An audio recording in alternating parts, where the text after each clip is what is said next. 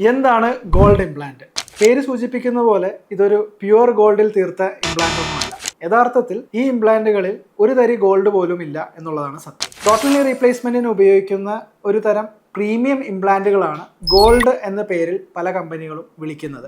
ഇതിനകത്ത് ബേസ് മോഡലിൽ വരുന്ന ഇംപ്ലാന്റുകൾ, അതായത് കൊബാൾട്ട് ക്രോമിയം മെറ്റലിന് മുകളിൽ ഒരു ലെയർ ടൈറ്റാനിയം നിയോബിയം നൈട്രൈഡ് എന്ന വസ്തു കൂടെ ഒരു കോട്ടിംഗ് ആയി കൊടുക്കുന്നുണ്ട്.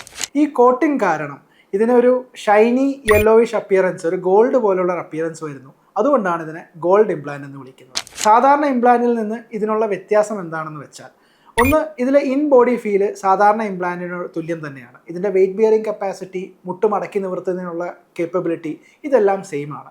ഇതിൻ്റെ മെയിൻ വ്യത്യാസം ഇതിൻ്റെ ലോഞ്ചിവിറ്റിയാണ്.